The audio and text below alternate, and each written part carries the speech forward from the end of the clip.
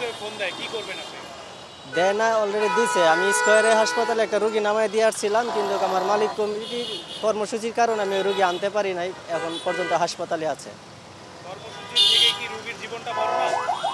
অবশ্যই জীবনটা বড়, কিন্তু আমরা তো স্যার একটা কর্মক্ষেত্রে আছি, আমাদেরও তো কিছু দাবি দেওয়া আছে। আমরা হয়রানির শিকার হচ্ছি, রাস্তাঘাটে প্রতিটি সিগনালে খালি গাড়িতে হয়রানি হচ্ছি, রুগী সহ হয়রানি হচ্ছি।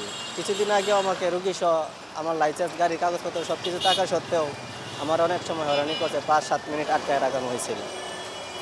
রোগী থাকলেও সার্জেন্ট আপনার গাড়ি আটকে রাখে? জি, ওনারা চেক করে যে রুগী কি ইমার্জেন্সি হাসপাতালে যাবে না এই রুগী হাসপাতাল থেকে রিলিজ করা হয়েছে। যদি রিলিজ করা হয় তাহলে তারা একটু হয়রানিটা বেশি করে।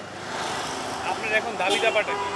আমাদের দাবি দেওয়া হচ্ছে স্যার, আমাদের অ্যাম্বুলেন্স যে ব্যবসাটা আছে, আমি তো ড্রাইভার, মালিক পক্ষের ইয়া হয়েছে, দাবি হয়েছে যে অ্যাম্বুলেন্সকে যেন বাণিজ্যিকভাবে দেওয়া হয়।